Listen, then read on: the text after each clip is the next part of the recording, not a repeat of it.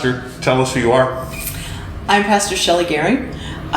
Serve here at Grand Valley Lutheran Church. I have been here for just going on 3 years. Excellent. And I'm Pastor Joel Bacon. I'm the director for rural ministry in the South Dakota Synod, and we are here talking about Farm to Table Dinner, which is coming up here at Grand Valley Lutheran Church. That is where we are today. Mm-hmm. All right, so I wanted to ask you, Pastor Shelley, about what you love about rural ministry, because you have this rich history of how you've been in the church. And you've been in the church in some larger places like Ames, Iowa, right? Mm-hmm. And you have this history of being in South Dakota. You're an Augie grad from Sioux Falls, correct? Right? And so, what is it that you love? What gives you this passion for rural ministry? I'm a farm girl from Iowa. Oh, okay. I grew up raising cattle and hogs in Iowa. And when I left home to go to Augie, and I left the farm, I have longed to go back ever since. And I love farm culture, and it feels like home to me. Yeah. Okay.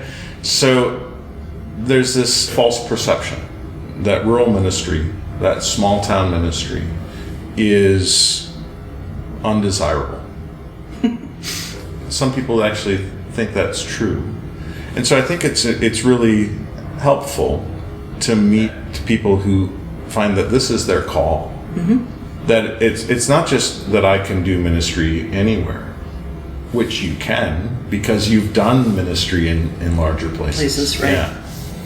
But that you have a call to this ministry in small town and rural congregations, and that so much so that you would take a part-time call. Mm-hmm. And you and I are not that different in age, and I think it becomes maybe a little harder when we get a little bit older. Like you start looking at tread carefully. Tread carefully now. Well, I think about well, at some point I'm going to have to retire. Can I afford to take a part-time position? Right.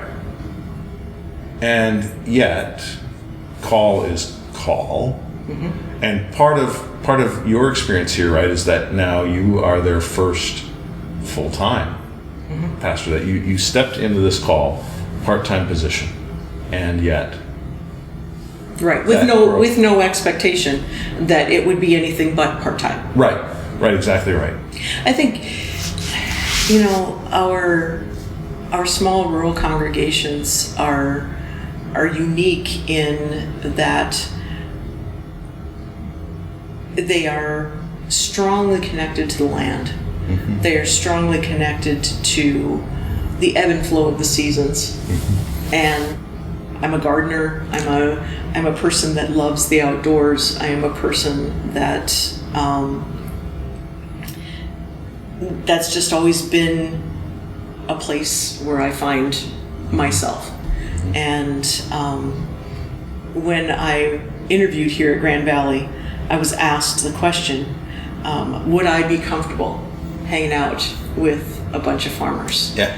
And I got to share, my history with cattle and hogs, and also my history working at a fertilizer company. Oh, okay. Where I was carrying a CDL and with a hazardous materials endorsement so that I could haul anhydrous tanks. Oh, sure. To fields. And I've been told that pretty much cemented my call here, was that I could definitely speak farmer. That's great. And I've been offered the opportunity to drive grain truck in the spring and in the fall. Sure. Just to keep my skills up. If I didn't have anything else to do, I could help out with driving some truck. That's great. So my first time getting behind the wheel of any motorized vehicle would have been, I think, junior high. Mm-hmm. It was my grandparents' 50th or 60th wedding anniversary. I don't remember now. But outside of Concordia, Missouri, where there's family farms on both sides, my mom's and dad's side, and my mom's side was Central Missouri. And so went out and was learning in a pickup truck in the field, and of course it was a manual transmission. Of course it was. So it was my younger brother and I, and our great uncle was teaching us how to drive, right, in the fields, in the pastures. It was great and just good learning, right? So my skills are farther removed now. I can hook you up with people that would gladly let you drive stuff. Yeah, oh yeah, sure, yeah, good.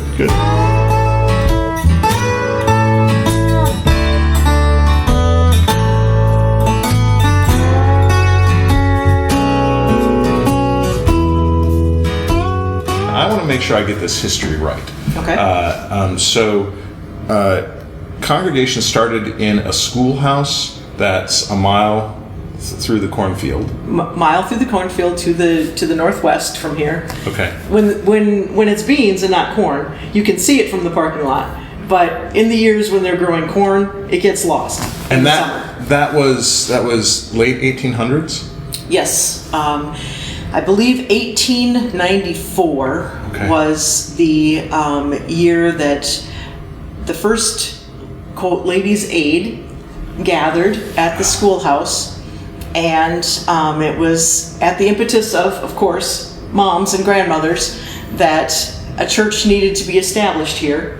And so a congregation started forming, and they met at the little schoolhouse until they officially formed and constituted as a congregation, and then they moved onto the site where we're sitting in their first church building in 1901. 1901 was when they moved to this spot. Yep. And they've been here ever since. Correct. And you are their first full-time pastor? I am their first full-time called pastor in 108 years. That's so great. So I think one of the reasons why I want people to hear this story is because we have lots of stories in kind of just around, kind of in the air, about churches closing, about churches dying, about churches being smaller. Mm-hmm. And here, this congregation that started in the late 1800s, Grand Valley Lutheran, moved to this site, built this building starting in 1901, and this congregation has called you as their first full-time pastor. This is a story of a congregation, thriving, right? Right. Actually, it was progression.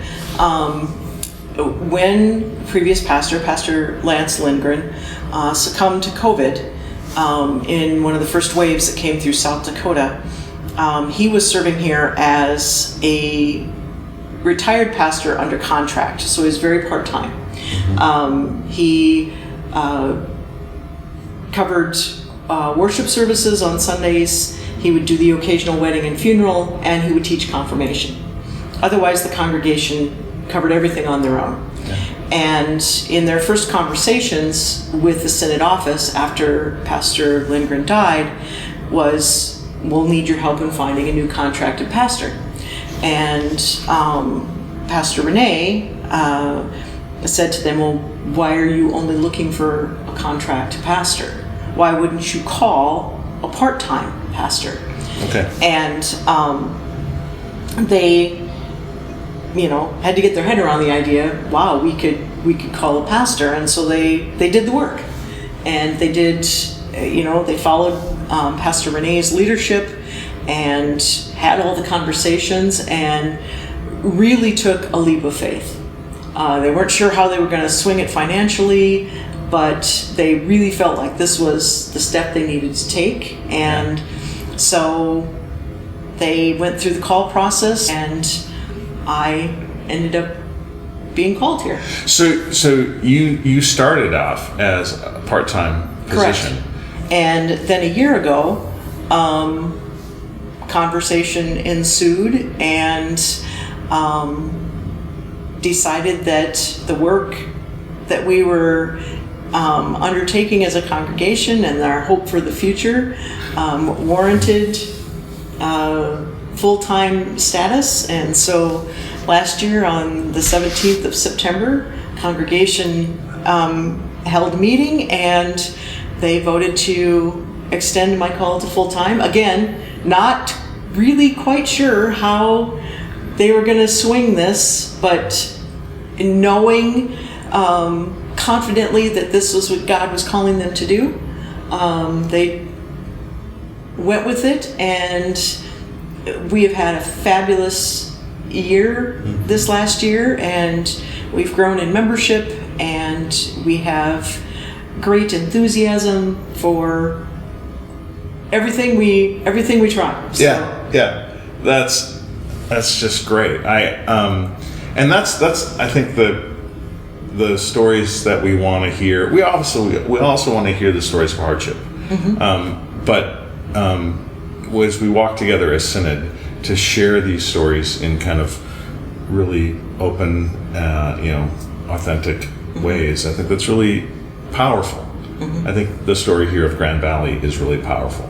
Thank you. And I think you agree, right? I do agree. And it's one of those things that absolutely has nothing to do with me, but it has everything to do with putting faith and trust in the Holy Spirit, and just leaving yourself open to what the future might hold. Not putting ourselves into a box that's closed. Yeah.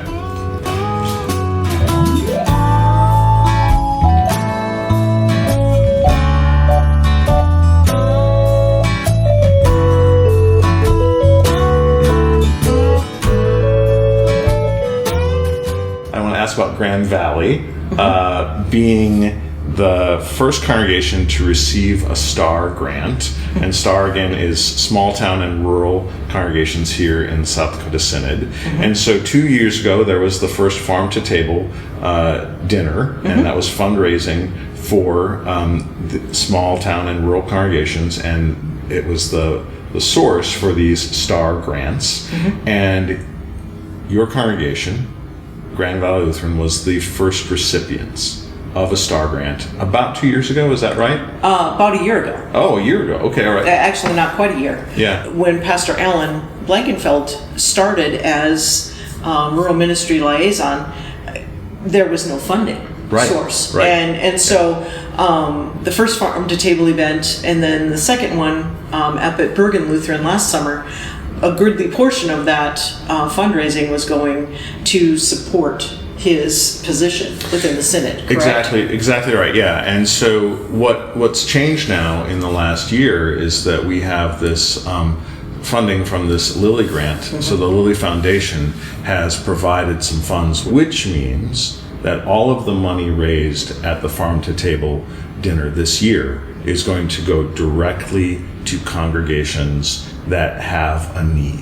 And so everything that happens at the Farm to Table dinner on September 8th is going to go into this pool that STAR congregations, small town and rural congregations, will have access to. And that's really powerful, right? Right. It's not going to serve my dinner needs, because my dinner needs are covered, right? And so, and your housing and all of those things, right? Exactly, yeah. And so that's, I think, a really important thing to designate or to think about. That every dollar raised here is going right back into the STAR congregations. And so I wanted to hear about the application that Grand Valley Lutheran Church put in, and what was the need that they had, because it's a story. Well, 2 days after Christmas, last Christmas, I came here to the church, was meeting one of our members here. We were going to be doing some work in the office and starting the process of getting ready for the annual meeting and so on and so forth. And in just walking through the building, started to notice that some doors were left open, and that closet door was open, and that was unusual, but okay, whatever. People are in and out of the church, and what really was the kicker was the pyramids on the altar were messed up. Yeah. And so I went up to the altar area and started looking around, and then realized our speakers were gone. Your sound system. Our sound system was gone. I looked over at the keyboard, the mixing board, all of the cords, the microphones, everything was missing. So basically anything that had some value had grown legs. It had grown legs.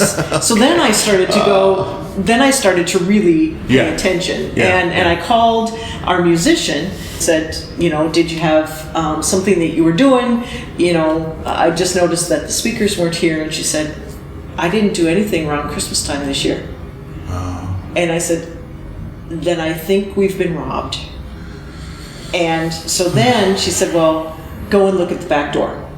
And we have a door back by the kitchen area. Yeah. It's a necessary exit from our fellowship hall. So she heads over here, and I start walking through the building. And as I walk from the sanctuary through the fellowship hall, I'm noticing every single closet door is wide open. And I go around the corner to go to the back door, and our largest flat screen TV from down in the basement in the Sunday school area is sitting on a two-wheeled cart by the back door, staged for departure. Okay. And the back door was wide open. So at this point, were you wondering if you were the only one person in the building? Were you... That's a weird thing, because I never ever had that thought. I was immediately angry. Oh yeah. and without any thought to my own safety, which many people have cautioned me about since then, I went charging down to the basement, because there sits the flat screen, and I'm like, what else have they taken? Because we had just purchased new flat screens for the other Sunday school rooms. Oh, they were brand new. They were brand new, and I thought, no way. Yes, indeed, they did take one of the two other TVs from downstairs that was already gone. Okay. And so, of course, we called the sheriff. Yeah. Tamala came, our musician came, and she verified. And she had a much better comprehension of the electronic stuff. Sure, what was missing from here in the sanctuary. But then we started walking around.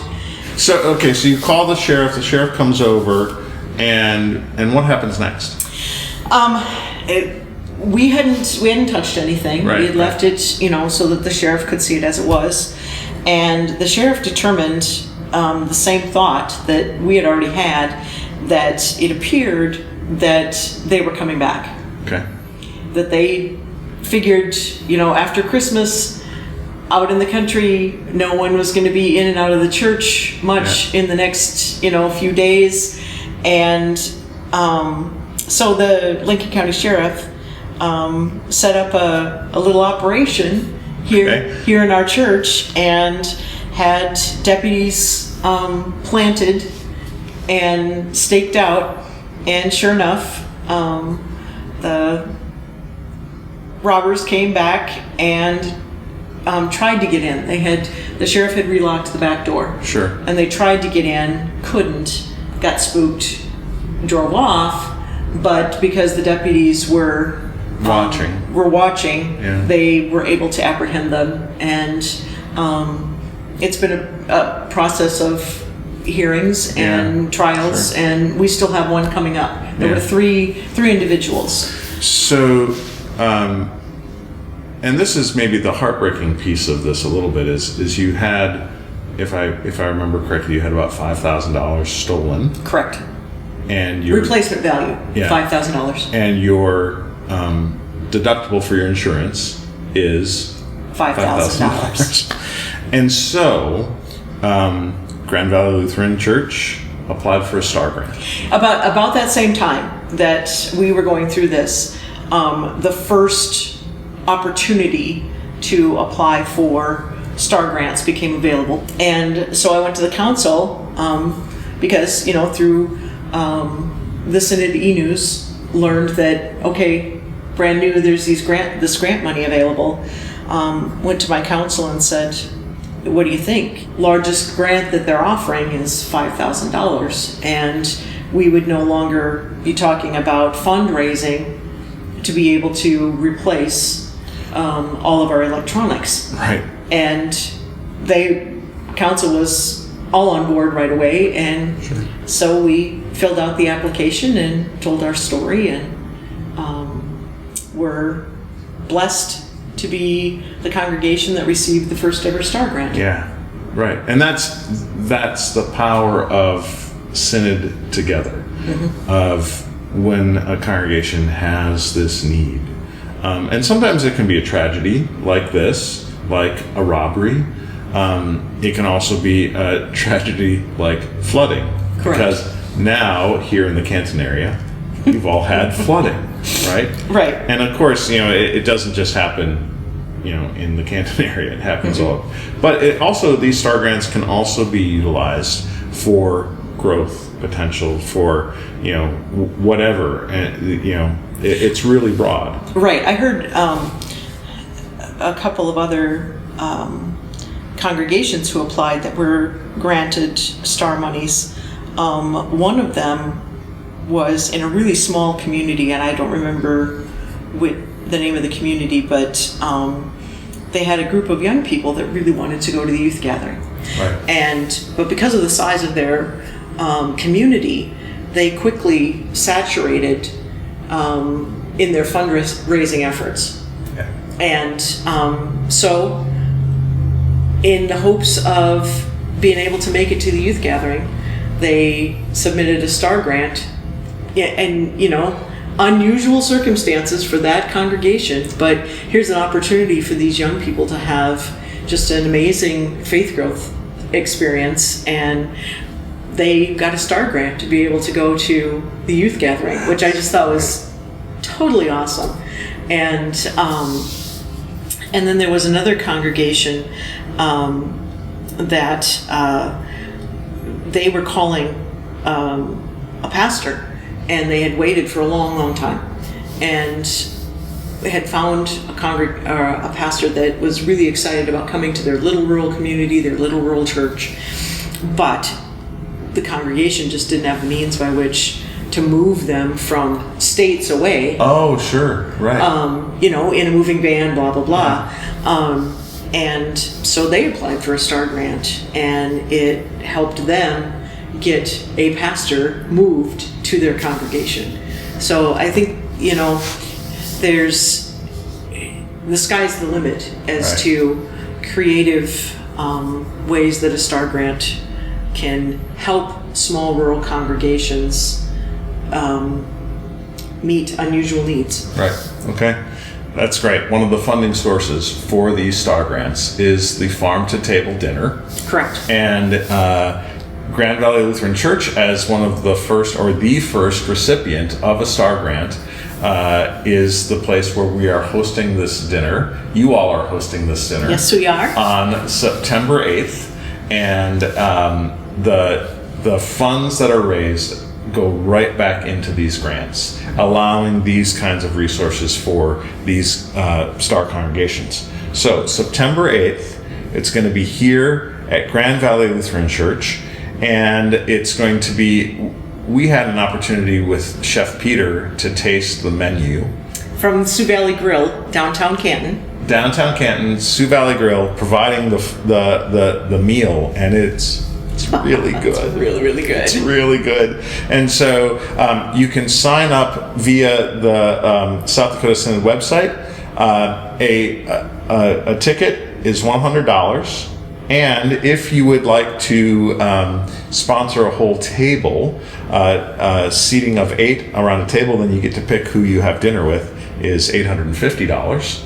And all of those funds, once we pay for the meal, goes right back into these STAR grants, these great resources to small town and rural congregations. And not just the meal, but we'll also be hearing music from Grand Valley Lutheran's own musician, Tamala Jean. Correct. And Tamala Jean also plays music all around this part of the world.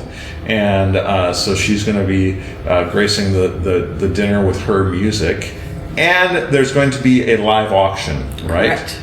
And we heard a little bit in previous conversation with Bishop Constanza about some of the items figured out. Now, I don't know what all the items are going to be, so you're going to have to come to know, but there's going to be lots of great experiences that we'll have an auction for those things, and all of that money will go into this STAR grant program for small town and rural congregations here in South Dakota. Well, thank you. Thanks for this conversation. Thanks You're for thanks for hosting the Farm to Table dinner. We're excited to welcome the Synod into our little Grand Valley Church, and we really hope that you will get your ticket soon and join us for a fabulous dinner and a lot of fun. It's going to be a lot of fun. We'll see you soon.